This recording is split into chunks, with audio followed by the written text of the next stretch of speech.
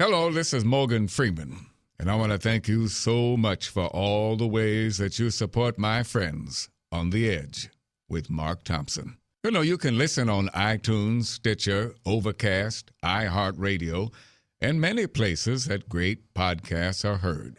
That's an oxymoron, by the way. Great podcasts. You're listening to The Edge with Mark Thompson, edge-show.com. What's up, party people? Everybody's sheltering in place, social distancing. We tried to continue in some way our podcast, and welcome. Wow, there are a lot of people who have podcasts now, huh? I thought there were a lot of people who had podcasts 7 years ago. Then I thought there were a lot of people who had podcasts 3 years ago. And now it turns out there were still people who hadn't had a podcast 3 years ago, and now those people have a podcast. So those who check us out occasionally, we're doing our best here is about all I can tell you. I won't hit you for money. That's a good thing, I'll tell you. I still will hit you for Amazon support. If you're going to shop that way anyway, please go through our website. Just click anywhere it says Amazon, and it takes you to the same Amazon, but we get a little piece of whatever you spend. This episode, we talked to Dan Gerstein, whose column in the New York Daily News ran, and this conversation was indeed about 3.5 weeks ago, about coronavirus, because he was one of the early cases of COVID-19 in New York City. And he wrote a column about it in the Daily News. And one of the things that's interesting about it is that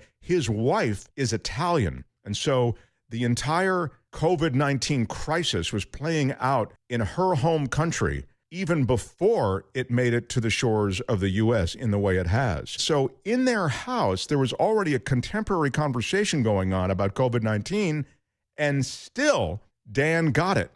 And he talks about all of that and that dynamic and what happened in New York in the early days. And then ultimately, obviously, he's recovered, what the strategy should be moving forward. That's our big COVID-19 conversation, which will be the second conversation. The first conversation will be with J Elvis Weinstein, the original voice of Servo, documentary filmmaker, comedian. His album Chunks is very funny. You should pick it up on the iTunes platform. I don't know what happened, but we just kind of had a fun conversation. And it was substantive in parts, and then it was just fun in other parts. Hope you'll enjoy it. So appreciate you continuing to subscribe to this show. We've got some great guests in the pipeline for the weeks ahead. All right, so wash your hands, and thanks again for being here. This is The Edge. The advantage, it means. They let guy just spit on me for no reason. That's horrible. Is there some comfort in uncertainty, do you think? You're a degenerate. Because Australian Shepherds need action. Wow. Yeah. This is The Edge. That's a self-loathing term that I use. Oh, got it.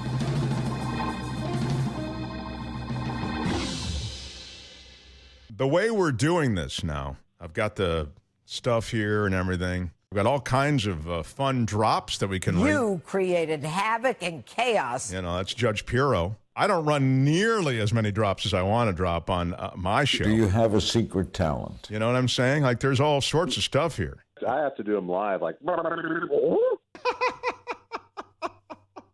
I just want you to feel comfortable splashing around. I do. It feels I feel like so big time. This could be a pivot point in our show, you know. A pod zoo, if you will. Yeah, a pod zoo. Thank you.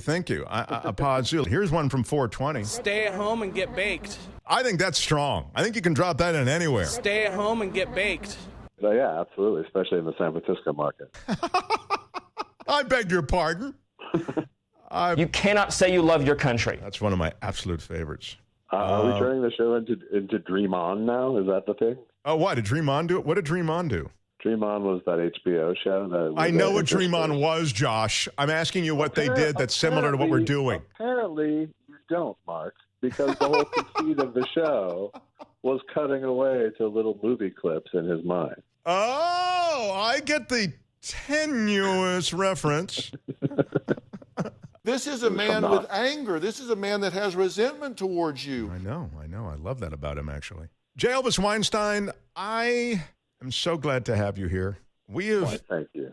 You know, I'm trying to maintain our service, and I'm having trouble with a lot of stuff going on, but I'm committed to keeping the service going. I'm having trouble with the term service.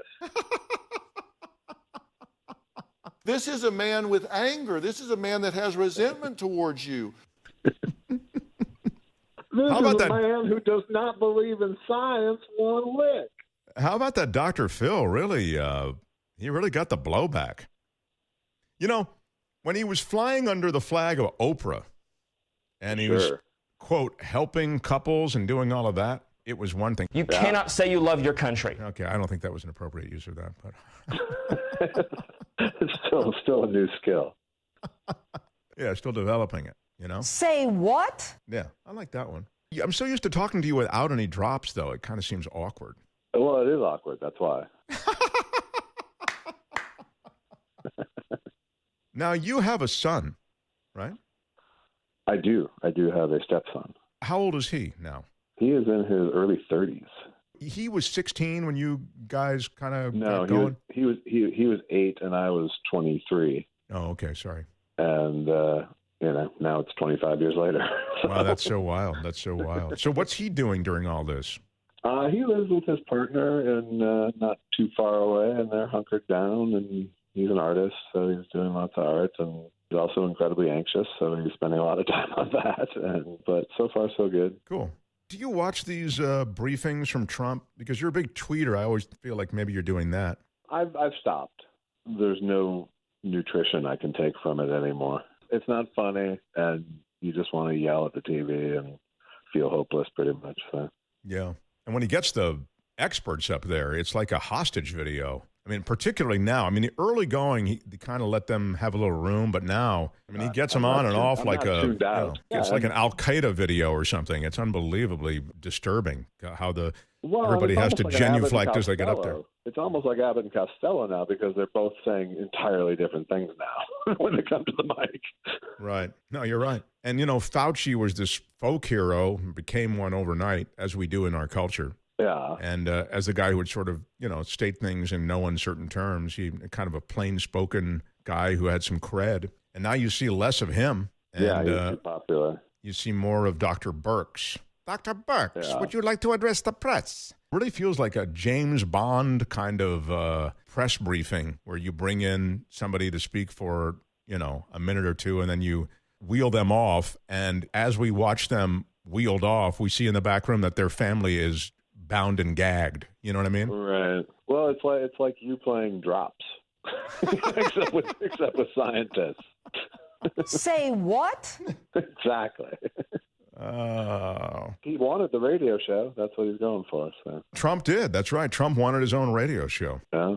It's tough. We lost, for those who care about a substantive fact or two, we lost about a month to 6 weeks because nothing was going on as Trump was insistent that everything was fine, even as he was being briefed. I mean, he was briefed, it's suggested, at least in now the well-corroborated reports in the first days of January about the danger of this pandemic. Now, I'm not suggesting necessarily that you could have gotten away with closing the country down at that point. You have no deaths, you have no evidence, but maybe you could have. Even if you had just skipped the first and seemingly only step of how will this make me look in your decision-making process, we could have gotten to it sooner. I think that's exactly right. I mean, he played it as a PR problem as opposed to a public health issue that was going to be so destructive. I don't know if he could understand it, maybe. I don't know that, he seems limited in his understanding a lot of the time. He's a PR media guy, and I think he was viewing it as, hey, I'm going to message this away, because he messages away a lot of other stuff, just by bluster and bully and messaging, I'm going to take care of this. Yeah, that is his tactic, and it has been since his real estate days when every project was going beautifully ahead of schedule and under budget,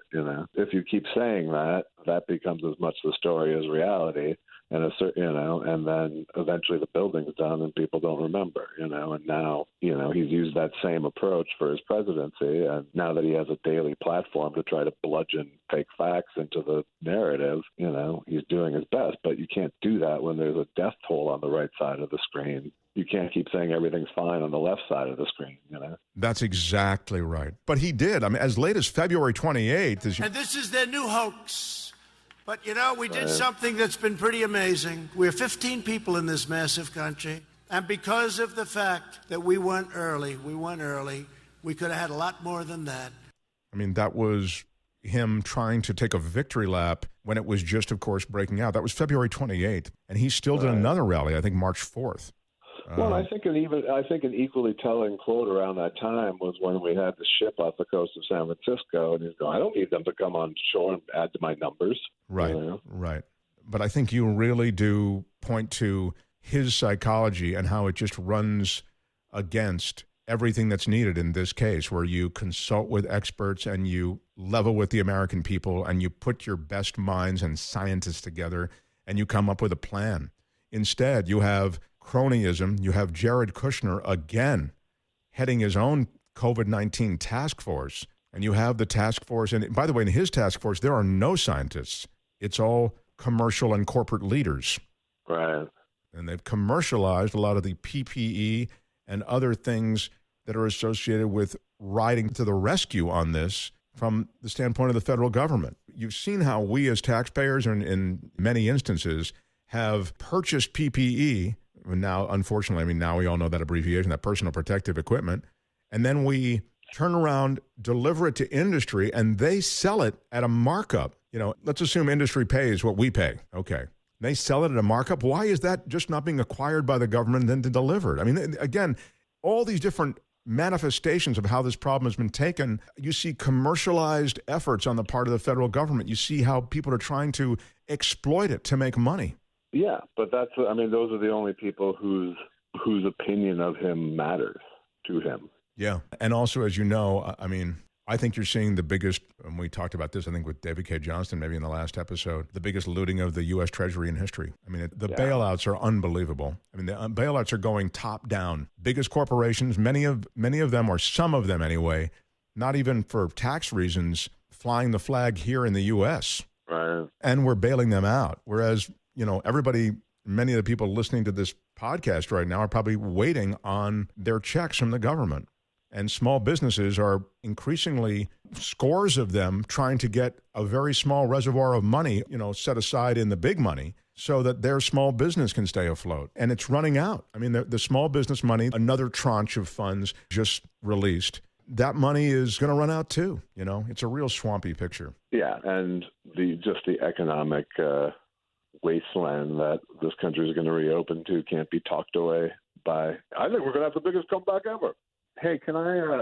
I have to go take salmon off my smoker. It'll take me like 2 minutes. Do you want to go? Of course, do it, please. Just put the phone down, and we'll be right here. You cannot say you love your country. Okay, well, that's all right. Be back in 2 minutes. All right, I'm just going to play drops while you're away. What's a guilty pleasure you have? You're listening to it. Yeah, I love playing drops. You get nothing. Yeah. Whoever is producing this thing has no idea what they're doing. Yeah. I love all of these. He's a nice guy. Yeah. I think it is, right? But I still like that. Stay at home and get baked. I just love that. Tell me you hear that and you don't love it. I don't think you should apologize for how you feel. I'm not apologizing. I'm just pointing it out. That's all I'm saying. I don't know. It'd be nice if Trump could find some supporters. This president will always put America first. He will always protect American citizens. We will not see diseases this is like the White House press come spokesperson. Here. We will not see terrorism come here. And isn't that refreshing when contrasting it with the awful presidency of President Obama? Oh, my God. I was going to say the same thing. What did you say about coronavirus, though? That was weird. That was an odd... We will not see diseases like the coronavirus come here. That's what I thought you said. Yeah. That's the White House spokesperson.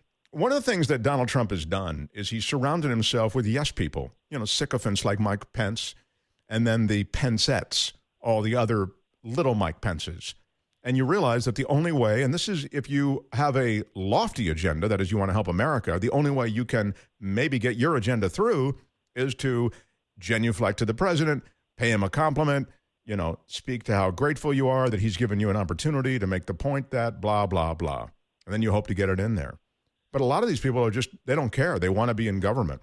I don't know how many people have actually been to the White House or to any of these government establishments in Washington, but it's really impressive. The trappings of power are impressive. And once you taste it, you don't want to give it up. And I think that's really played out in the way a lot of these cabinet officials and others in government kiss Trump's ass and also have no self-respect around him. And they'll say whatever just to hang on to their job. Larry Kudlow is a perfect example. Larry Kudlow, he's a free trader, supposedly, but he's totally swallowed that. And now he's out there talking about the China tariffs. That was before COVID-19 and how he actually didn't have an issue with it, trying to justify it. And then he went out after COVID-19 and the market was tanking, as you know, and he went out and did what? He identified correctly that traders are worried about this being a pandemic and that the, hey, everything's under control thing was just a line. So he came out, and obviously at Trump's request, and he went on television and said, hey, everything's fine. We have this. I don't want to say it was airtight, but it's practically airtight, and everything's going to be fine. Well, of course, that was a total lie. That was just the thing that the press was going to get from the White House, but they wanted to get it out there from an official in Trump's economic team. And so Trump asked Kudlow to go out there, and Kudlow did what? He went out there and he repped it. Of course, it was completely false, and it was so clearly false that it didn't even stop the market bleeding. So all I'm saying is that Trump surrounds himself with those who will do two things: suck up to him and give him good news. And if you go in and give him the real scoop, which unfortunately is grim in the case of COVID-19, you are not as likely to last. So if you're going in to give him real information, you have to package it in just the right way. I can't imagine the deftness that's required to actually get that done. But it's being played out by those people you see in those White House briefings. I'm back, by the way. I've been listening to you monologuing, so oh, thank you. Jump in. You created havoc and chaos. Thank you. I've been here for like 3 or 4 minutes. So. Oh, have you? Okay. Yeah, so you were just in radio mode. Where do you jump in on Say that? what? Yeah. Because I know Josh hates these. I just can't stop playing them. You know what I need is a drop that goes, well, that's a great point, or something like that. Wow, you know what I mean? I need that. Who do you like saying it? How about James Mason? Oh, that's right. I forgot. You do voices. James Mason, sure. Why, that's a fantastic point, Mark. I love that. James Mason of Lolita. A bubbly poison in my loins. And who directed Lolita? Kubrick. Stanley Kubrick. TCM Film Festival, which I usually enjoy. We should get Ben Mankiewicz on here. Oh, yes, let's. Ben Mankiewicz is a delight. He's one of the big hosts there at TCM, and he hosts a bunch of the film festival. They had to put it off this year. Not good. I'm going to tell you what I think. Okay. I love this. What else can you do besides James Mason, Josh? What do you need? That's like that old joke. There's a story about the actor. Enough to beat you. The story about the actor who, this is like, I can do anything, whatever, and so the director said, he's there for a Western. The director said, well, do you ride horses? He said, yeah, got a saddle right in the trunk. That's the thing. It's like, so when I say, what other impressions, what do you need? It's like, you got it. I'm ready, boss. Put me in, coach. I could do Huell Howser doing Mark Thompson. Is that a homeless person behind your house? That's fantastic. God, he was great. He was great. Enthusiastic. This guy, Huell Howser, did a show called, was it California Gold, or what was it called? California Gold. And he did these various profiles of really cool, off the beaten track, or sometimes very much on the beaten track aspects of life in California. And his signature thing in terms of reaction was what Josh is doing, which is just like... That's amazing. That's fantastic. Oh, right. Are you making cheese puffs for that? I mean, he's just, so you're Chinese. I mean, it was really like, it didn't matter what it was. He would always react as though like, wow, that's just amazing. So your job is to actually make the grass shorter with this machine. That is fantastic. And his thing was, that's amazing. Didn't he say that? Was it that's amazing kind of his thing? That's what he would do. All of it was that. Are you giving this real? He's actually making the grass shorter with this machine. Oh my God. That's so funny. Yeah, that's our Huell Howser. So just to explain to people who might not be, listening or familiar with it in California, now would be a good time if I had some Huell Howser to run it, huh? It would be. Well, The Simpsons actually had him on an episode. The only reason I know that is on Google. It was fun, and I found out they aren't actually really people. It's one person pretending to be the voice of another character entirely. He had 2 shows. He had California Gold and Visiting with Huell Howser. Oh, I didn't know that. Look at the way he does that. He's beating a piece of dough against the butcher block. Look how he does. What, he does doubles? Two guys they have contests who does them faster and who can do doubles with left and right hand. Wow, it's a very, he's really throwing that down there. He developed really strong arms, forearms. Where did you learn how to do this, Carlos? Well, it's my teacher right here. Oh, okay. So one of the things that was Carlos also is like a regular Popeye with his forearm. Are you getting this, Lou? Oh. The other signature thing he did was he had this microphone, like a stick mic, even as wireless mics, of course, started to come in, right? And you could wire up everybody you're going to talk to. So you could wire up a clip mic on you. You could even have a clip mic on you is probably the way you would do it. And then you have a stick mic so you can move it to whomever you're going to speak with. But Howser kept the stick mic always. So it was a single mic setup. So he used it like you would have used it in like 1978 or something. Like you have to talk into it, then you put it into the other guy's face. You know what I mean? Yeah, it was like a Gene Rayburn mic, yeah. It was an interesting choice he made, and I realized that he's doing that deliberately, of course. You know, he knows he can. Editing on the fly. Right. He was a real piece of Americana in a way. Yes. I mean, specific Americana. He was California gold. He was California gold. A lot more than Disneyland in Anaheim. There is a lot of history here. And we have come to Anaheim to get a history tour, to go back in time and celebrate the history of this city. And the other thing about this is he's in like a casual shirt. He's wearing sunglasses. Like he didn't, he had that kind of just sliding in for the afternoon kind of feel, you know? Right here is where Walt Disney actually hated his first Jew. I guess he was an anti-Semite, huh? That's the legend. Did he hated the blacks also, as I recall. He was a racist as well as an anti-Semite. Was he a greater racist or anti-Semite, do you think? Well, coming from where I come from, you hear more about the anti-Semitism, but I certainly... I've done a little bit of research, Cynthia, and according to what I've read, Anaheim is the oldest town in Orange County. Is that correct? That's correct. We were founded in 1857, long before anything else was out in this area, and we were still part of Los Angeles County at the time. Okay. Boy, you know what you're talking about. I mean, you wouldn't imagine that was on the air for whatever it was, 35, 40 years, but it was. He's a big hit. Was. Speaking of drops, Albert, our dear producer, that's a drop I want.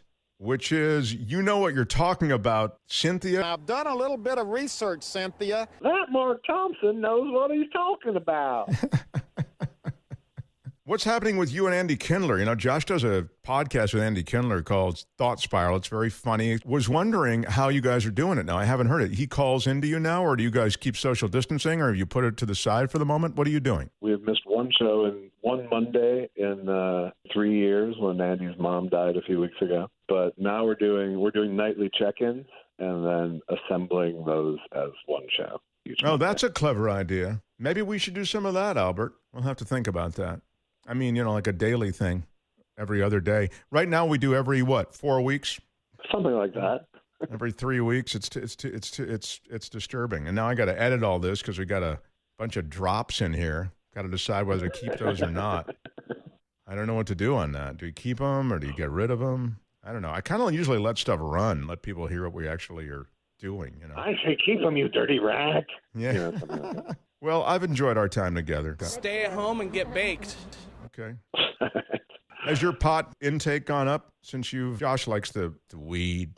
I do like the weed. I don't know that it's gone up so much, but it's, I certainly had my lockdown priorities in order. It does help chill you out. That's something I'll make the trip out with a mask on for. Oh, really? To go to the dispensary? Yeah. Is the dispensary crowded, or is it, they respect social distancing there, right? No, they're doing a good job at the one I go to. Well, I like that. Stay at home and get baked. Right. That's exactly it. You don't step up for 420, do you? Well, no. See, I didn't want my pot intake to peak on 420. I've been trying to flatten the curve. Oh, I see. Of course. You have your own curve. It's pot intake curve. Yes. Yeah. I didn't want a spike. I didn't want a spike that couldn't be handled. Well, Josh, I love talking to you. It doesn't really sound like it with that tone, actually. All right. What's a guilty pleasure you have? I like talking to Josh, Larry. That's what I like to do. I really like to talk to Josh. Speaking of Larry King, you know how many times Larry King was married, right? 8, I'm going to say. That's right. Wow, very good. Yeah, impressive. 8. That's precise. Not many people get that. How did you know that? Because, I collect. You know a lot about his stuff. What was the most notable thing about Larry King's 8 marriages? There's one distinct thing about them. How about 4 of them were to the same woman? Oh, don't do that. Don't do that. You know it wasn't 4 of them. It was one of them. Oh, okay. I thought he married 2 women twice. Oh, God. Josh is always right. Let me go look at this now. I might not be wrong. All right about that. I was just guessing what the... Larry was King that the fact you were going for? Yes, it was exactly that. Well, what else about the marriages could be notable? That the male was a golem? I did a quick Wikipedia search. I only see 1. Okay. It wasn't something I was digging in on. Yeah, no, you were open to being wrong on that. Yeah, one time he doubled back, a very tough double back. Yeah. And remarried somebody. I mean, I think Elliot Gould did that same thing. Albert, will you check that? Did Elliot Gould also, I believe, How many back did he go for the remarriage? Oh, that's a great... I think it was just the last... So he divorced, got married to somebody else, and then doubled back. Just one. I think that's the way it worked. Yeah, Elliot Gould also just won with Jennifer Bogart. Yeah. And again... We had Larry. Elliot, don't bogart that marriage, huh? Come on. What are we saying with that? We should get him back on the show. He was on. I know. Do you know who Elliot Gould is? I bet about your party. Yes, he was been at my home. You know who Elliot Gould is, Albert? Well, I'm on Wikipedia, but no. Yeah, I didn't think so. Albert's the millennial. I remember him from MASH, actually. Oh, yeah, that's right. Movie. He was in the MASH. Movie MASH. I didn't know that. I just saw it on Wikipedia. Sorry. Oh, you're such a dick. All right. Just what I need, another dick on this show. I meant I'm the only one I want. I didn't mean you, Josh. I heard your monologue. You don't need me. So it was, just to answer your question, he was married to Aileen Akins, then Mickey Sutphin, then he doubled back one, as I said, to Aileen Akins again. Gotcha. I think it's very interesting, all of this. I really do. And you have never been married, is that correct? Never been married. Never have. And I think the thing about Elliot Gould is he was married to Barbra Streisand, right? Then Jennifer Bogart, but he did not do the Larry King thing, which is you marry somebody else and then you divorce them and go back to the last marriage before that. Gould got divorced, then went back to the same woman and got married again. That's just divorce remorse. Don't you think that is? What's harder? Yeah. I think that might be harder. Well, I mean, if you're going back to 2 ago, it can feel like a new relationship, maybe. Right, exactly. If you're going back to the one you divorced, then it was just that divorce was just an overreaction to a bad fight. Right. Thank you. Do you get double the alimony? Oh, that's a great question. Josh, how does that work? You know everything. He might have gone back just to cancel the alimony. Who knows? Oh, that's a terrific point. Didn't think of that. That's brilliant. Elliot Gould had quite the career. And when I say had, he still is working. The Kaminsky Method, Grace and Frankie. He had a series on CBS. He did 16 episodes of a series called 9JKL. It was a comedy, and I actually did a promo for it. He's been working a lot. And he was in Friends, of course, right? Right. He played someone's parent. Yeah, and he's in Ray Donovan, and 19 episodes on Ray Donovan. So, I mean, he's working. God, what a career. Hey, if I could find something for Elliot Gould in a show, I would do it. Yeah, exactly. And I think there's a lot of that. And I grew up with Elliot Gould, and I want to work with Elliot Gould. Although I found he's not an easy hang. He meanders sometimes, right? Yeah, he filibusters. And then he's sort of like at the end, you go, what was the point of that again? You know what I mean? We had him on this show with Heather, and when it was done, he left. And she was also leaving, but he was out the door first. And she turned to me, and she said, "Good luck editing that." And she left. Right.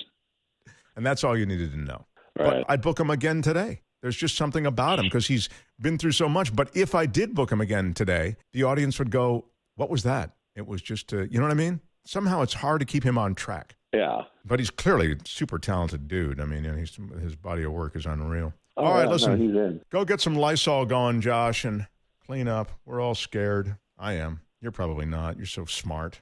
Fire up a Clorox teeny. Well, I love you, Josh. He loves you when he's not drinking. What? Mark Thompson and his circus of sounds, ladies and gentlemen. I'm sorry. I have a new toy, and I can't stop. Give it to the homeless guy, I say. Look, here's the way I look at it, Josh. I can't touch my face anymore, so at least give me this, all right? He loves you when he's not drinking. At least give me those, you know? I just... I don't think you should apologize for how you feel. So, come on. Are you masturbating on the radio? That's fantastic. Bye, Josh. Bye, Mark. J Elvis Weinstein, everybody.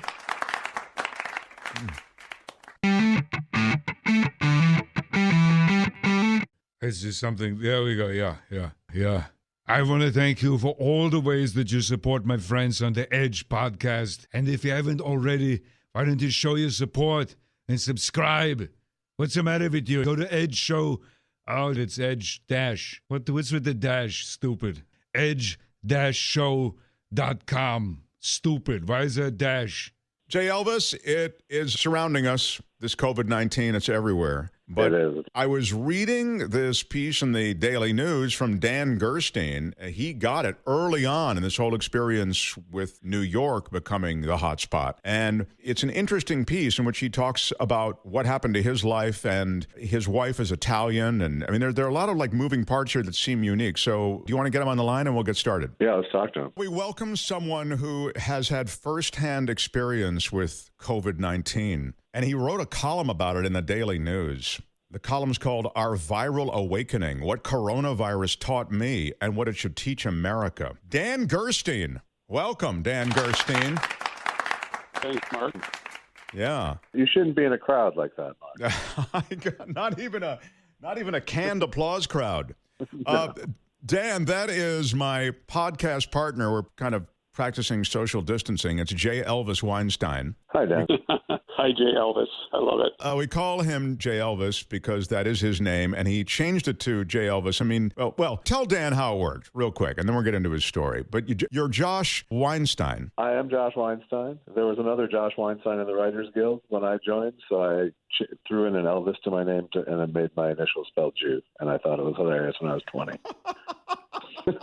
It's still hilarious. Josh Weinstein doesn't spell Jew enough. Exactly. As if Josh, the last name didn't tell the tale. Josh is a documentary filmmaker, a comic, the original voice of Servo on Mystery Science Theater 3000. So it's so cool to have him on the show whenever we can do it. And Dan also has a hugely interesting job. And at the end of this conversation, I'd like to discuss it. Dan runs a company. He's CEO of Gotham Ghostwriters. It's a company that does just that. It writes those books for, celebrities who have a message to get across, or it's a profile of their life, but they're not authors. And so Dan's company does that stuff. Isn't that more or less it, Dan? Yep, we are a matchmaking service for authors across the spectrum, from celebrities, CEOs, tech entrepreneurs, global advocates, even people who are just writing private memoirs who need professional help, whether it's a writer or an editor. We help them find the right writing partner. Do you operate as an agency for those ghostwriters, or are you facilitating this matchup? Yep, all of the above. So your piece in the New York Daily News is really powerful. It starts with, I was what you might call an early coronavirus adopter. I first came down with the main symptoms of fever, chills, and dry cough on cliches come to life, Friday the 13th. As of that date, there were only 154 confirmed cases in New York City. The greater irony of the timing was that I had just decided to close my company's office. And here I thought I was being proactive. And you go on to say, but as it turned out, you really had already contracted the virus at that point. It's pretty clear I did. Yep, I came down with the symptoms a day after I decided to close the office. My last day in the office was Wednesday the 11th. And so I want to get into a couple of things associated with this, because your personal situation is in itself interesting.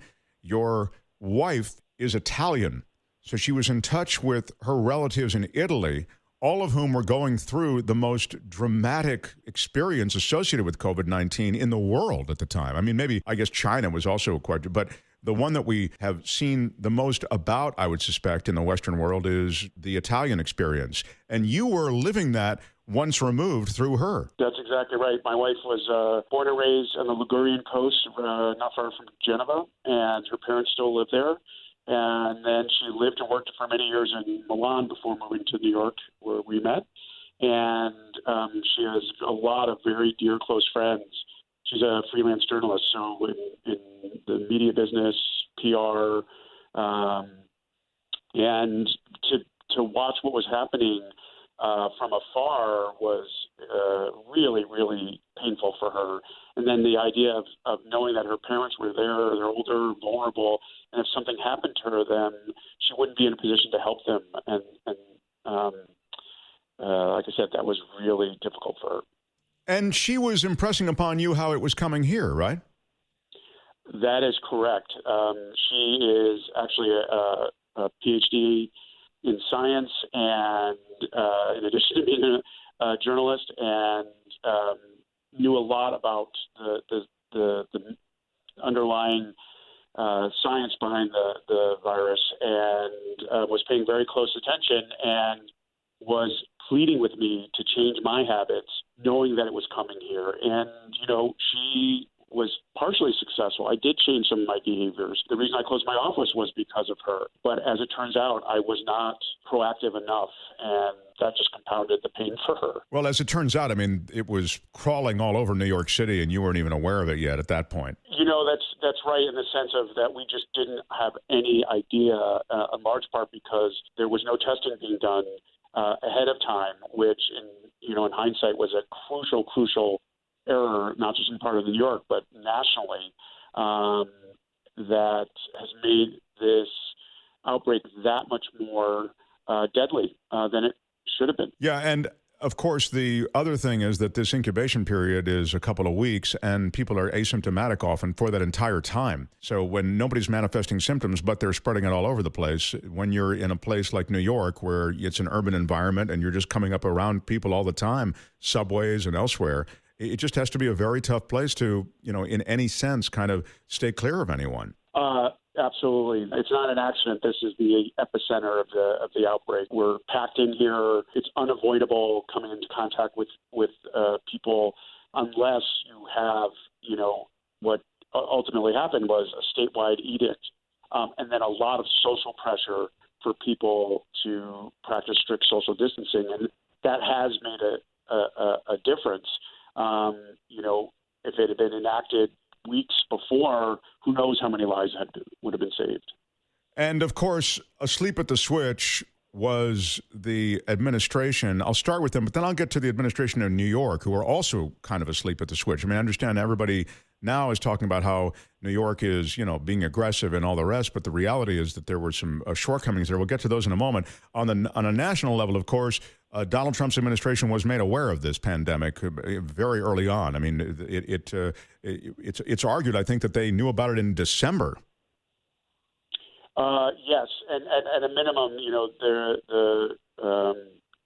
I believe it was the Washington Post broke the story about the intelligence briefing that Trump and his national security team got from China, and which made it put in stark terms that was coming here.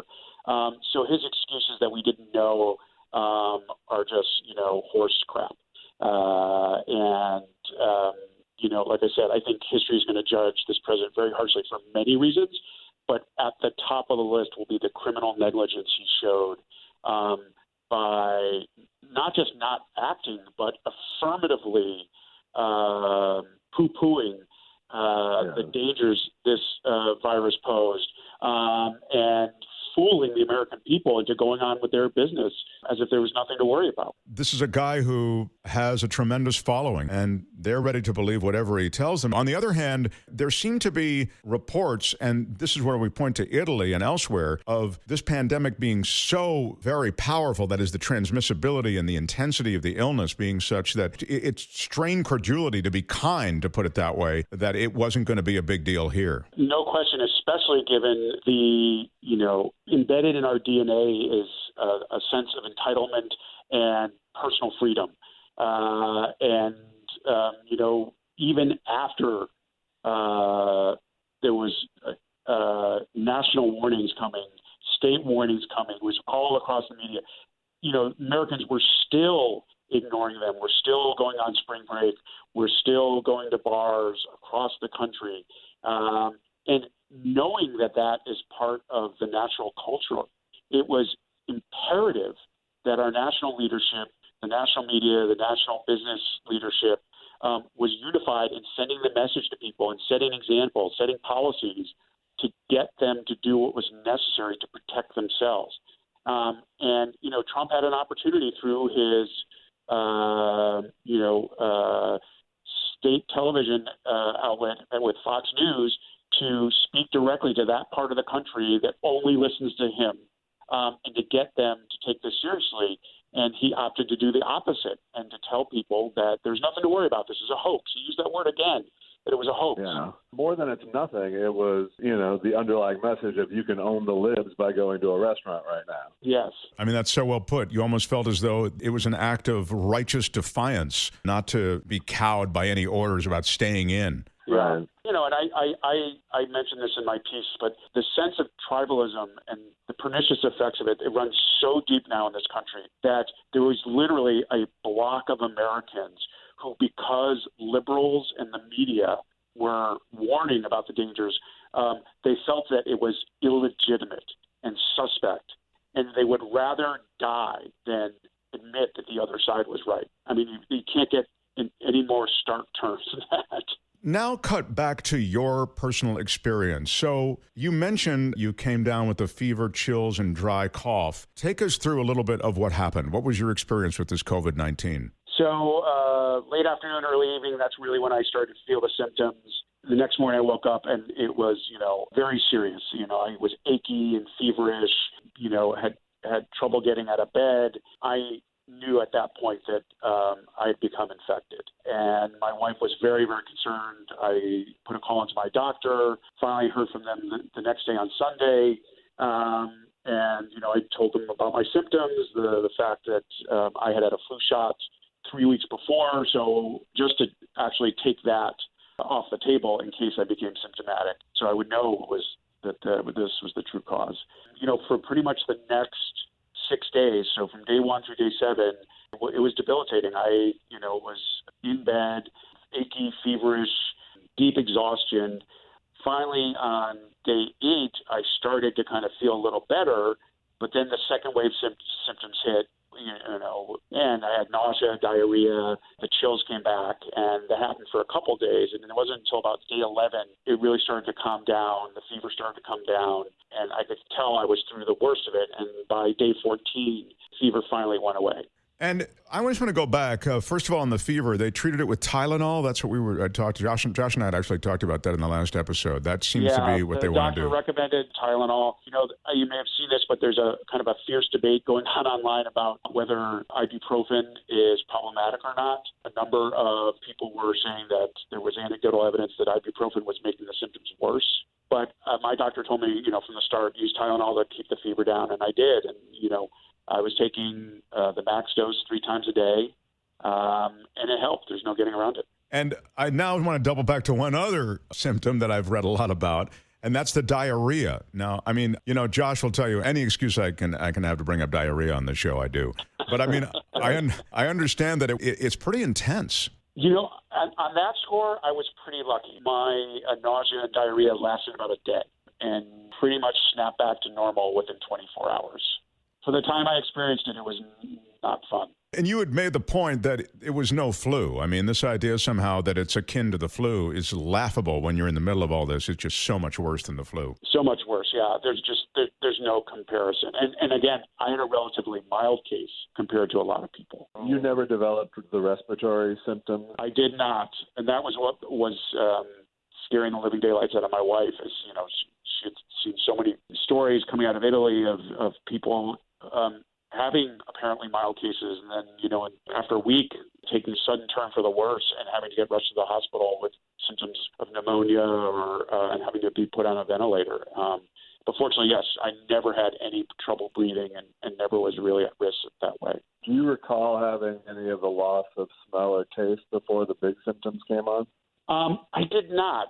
My sense of smell was largely taken away. A couple of years ago, I had a sinus surgery, and one of the side effects was my sense of smell was dramatically diminished after that. And then I did not have the loss of taste that I really noticed. Okay. You mentioned the first 10 days with the virus were brutal physically. I had a nonstop fuzzy headache and a case of lethargy I had never experienced before.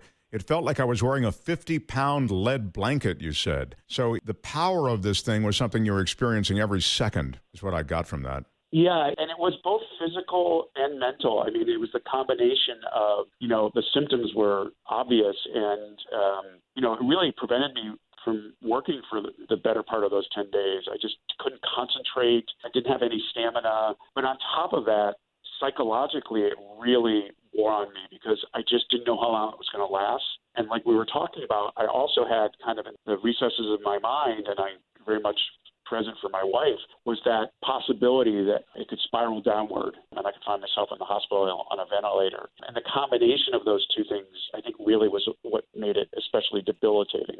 I'm glad you touched on that. Really, that's where I was going. You're trying to recover with the full understanding of how bad this thing could get. What was your wife's view? She did warn you, and she has family there in Italy, and she's probably, I'm sure it's heartbreaking to watch you suffer like this. And she's also thinking, I told you not to, what I mean? But how did that whole thing go down? Well, my wife is very much a red-blooded Italian and wears her emotions on her sleeve. And that first morning, it was doubly brutal because not only was I really sick and feeling lousy, but my wife was furious at me. And as I noted in the piece, trying to find the humor in it, she screamed at me, "You idiot," more than once because she had warned me. And she was right, but I understand her particular Italian dialect, and I knew this was her way of telling me she was scared. And so, after she got that out of her system and vented for the next, 10 days, she was amazing and incredibly supportive and took phenomenal care of me. And I felt not only lucky to have the mild case, but also to have, such a supportive partner. We're filled with images of New York City right now with the temporary morgues going up and these makeshift hospitals. They're moving images. New York was late to the shelter in place or the stay at home order. The schools, I think, were open way past probably what you would have felt was appropriate. Yes. Locally here in New York, of all the mistakes that were made, I think that was the most egregious. De Blasio, I am no fan of. I think he's been a terrible mayor across the board, but this has been his darkest hour. He apparently, went through these Hamlet-like agonizing sessions with his aides, and they debated this endlessly. There were screaming matches, lots of conflict. And, it got to the point where the teachers union was about to sue him for keeping the schools open until he finally relented. And, it's rare in New York that you can do something that unifies everyone to hate you. But de Blasio, like James Dolan, the owner of the Knicks, found a way to do it. He pissed off the teachers unions. He pissed off the minority communities. He pissed off parents. And no one thought it was a good idea to keep the schools open, except for a few bureaucrats. And I understand the impulse that the school is a provider of last resort in terms of so many troubled families in the city, and it's a moral shame that that's the case. But that can't be justification for putting so many lives at risk. That teachers' aides, the janitors, so many people put at risk by that decision to keep the schools open once the pandemic was in full swing. You also point out, too, how damnable the behavior of regular citizens was. Spend a moment on that. Well, yeah, in fairness to Trump country, there are plenty of liberal New Yorkers here who were defiant and irresponsible and very casual about this. And to the point where both, Cuomo and de Blasio, once the lockdown was in place, were having to threaten people with fines to stop congregating in groups in the parks. Fortunately, it took longer than it should have, but at this point, people are taking it deadly serious. I'm on the Upper West Side now that I've been kind of ended my strict isolation. I've been out walking the dog. People are, literally crossing on the other side of the street to avoid the risk of, coming within 6 feet of contact of someone. Sure. Well, now you have corpses stacking up in hospitals. It's I get it. They found God now. And I think this is sort of the myth of American exceptionalism. You feel it across the way. It's like that stuff that's happening over in Italy, that stuff that's happening over in China. That's the stuff that happens over there, but not here. We're so first world. We're the first world. You know what I mean? And I think I think Americans are fat and happy in large measure that way. Yes. And this is the dark side of American exceptionalism. We revel in our ignorance about what's happening in the rest of the world, as if we have, a shield over our country from the suffering that's happening in other places, or the opposite, that we are unwilling to learn from their mistakes and their experiences and adopt some of their best practices. We know how to do it better. And, for my wife and for myself, seeing what happened in Italy and the mistakes they made, not learn from that is beyond negligent. It's just downright stupid and arrogant. And the worst part is we're still continuing to see examples of other countries. I just read a report on NPR about, how successful the Danes have been in limiting both the number of infections and the number of fatalities. Would Trump ever consider talking to the Danish prime minister to learn from what they're doing? No, of course not. No. And I love this country as much as anyone, and it is an amazing, special place. But this is the dark side, and it makes me, in this case, ashamed that we put our own people at risk by not doing the simple thing of learning from the Italians. Some of these analogies I feel are not unfair because, there's leadership and then there's not. But Denmark's a country of 5 million people, and we're a country of 330 million people. And just the scale involved seems to make some analogies break down. There's no question that leading this country and getting us to change our behavior is another order of magnitude more challenging. But that's why it was all the more incumbent on not just the president, but members of Congress and the broader elites in Washington to be unified in communicating this message to the country. And they didn't. I agree. The worst part of the failure of the national leadership is we know Trump is a pathological liar, incompetent, and arrogant. But the Republicans in Congress who continually carry his water, they know better. And that they, at this moment of crisis, chose to continue to, mimic his idiotic talking points was reprehensible and unforgivable. The deficiencies there are laid bare by the fact that Andrew Cuomo is becoming a folk hero simply by being honest and relatively intelligent. Yes. And to some degree, again, unlike de Blasio, and they have this infamous feud. But one thing that really does set them apart is that Cuomo knows who he is. He's decisive. And he sort of said, I am making the decisions, and I will take the flack for my decision. I think that set a tone for New York that really just resonated with people to sort of say, this is not your typical, finger in the air, playing it safe, leading from behind politician. This guy was willing to kind of stick his neck out and say, the buck stops with me. I'm going to do what's right for the state. And some of the decisions he made were, at the time, very unpopular. When he instituted the, total lockdown of New Rochelle, when that first case hit and then it was spread through the lawyers' synagogue, people in New Rochelle and across Westchester County were not happy. But it turns out it was the right thing to do. And now people in that community are praising the governor in hindsight because they recognize that was the only way to protect the larger community.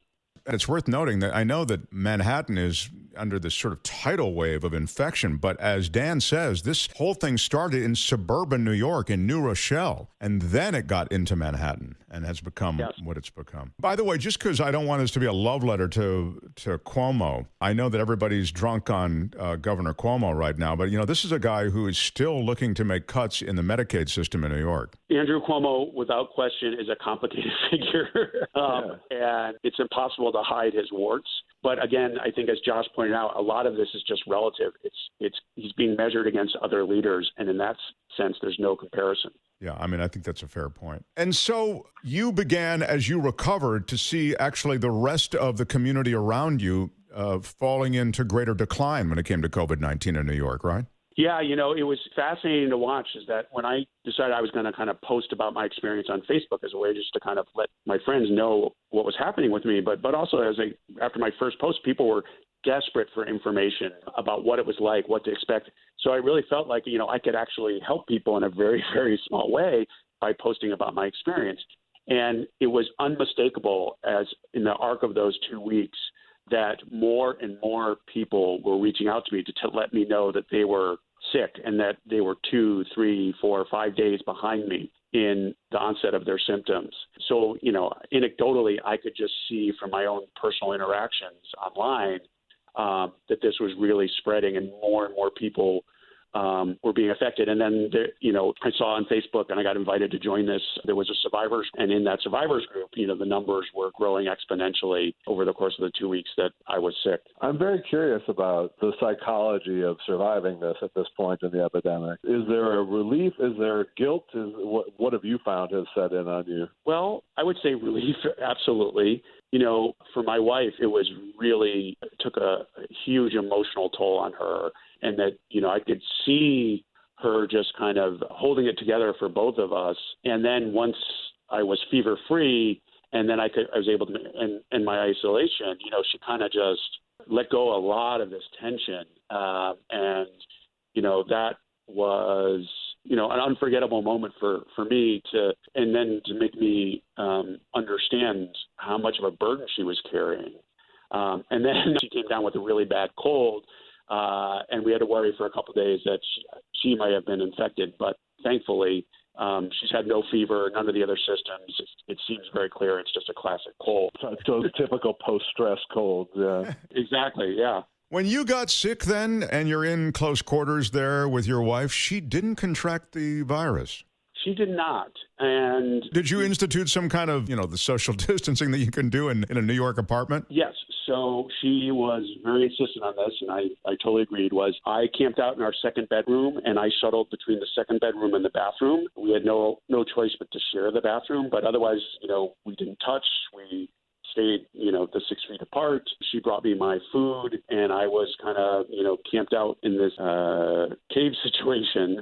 And, you know, that I think added to the stress of it is just that, you know, to be that, you know, physically so close to this person you love, but not being able to be in the same room with them, to connect with them, or even touch them. You hear about this word isolation, but it was very isolating, and that added to the stress of the situation. Yeah, there's a lot of stress going on there. You're watching your own symptoms, you're fearful of worse symptoms developing, and you're relating your symptoms constantly to your wife. It's its own emotional incubator, I would think, on some level.